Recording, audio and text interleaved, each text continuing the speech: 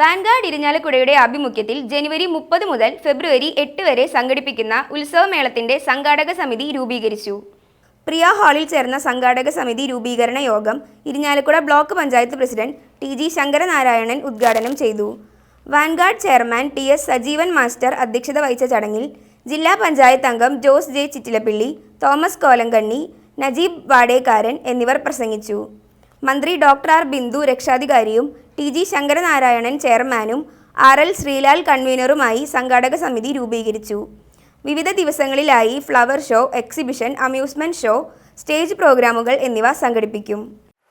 10 ദിവസം എന്നുള്ള രീതിയിലാണ് നമ്മളിപ്പോൾ പ്രതീക്ഷിക്കുന്നത്. ഫ്ലവർ ഷോ മാത്രമല്ല, അമ്യൂസ്മെന്റ് പാർക്കും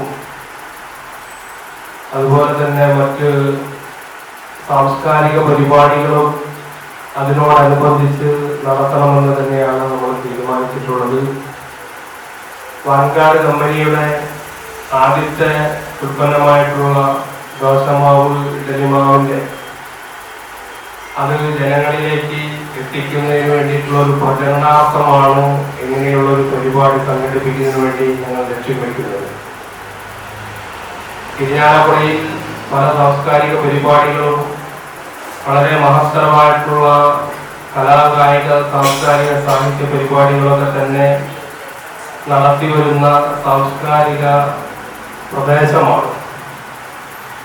അവിടെയാണ് നമ്മൾ വാൻഗാർഡ് കമ്പനിയുടെ പ്രചരണാർത്ഥം ഇത്തരത്തിലുള്ള പരിപാടി സംഘടിപ്പിക്കുന്നതിന് വേണ്ടി തീരുമാനിച്ചിട്ടുള്ളത്. ഞങ്ങൾ കമ്പനി രൂപീകരിച്ച് അതിൻ്റെ പ്രവർത്തനം ആരംഭിക്കുന്നതിന് മുൻപ് തന്നെയാണ് ഇങ്ങനെയൊരു പരിപാടി സംഘടിപ്പിക്കുന്നതിന് വേണ്ടി ആലോചിച്ചത്.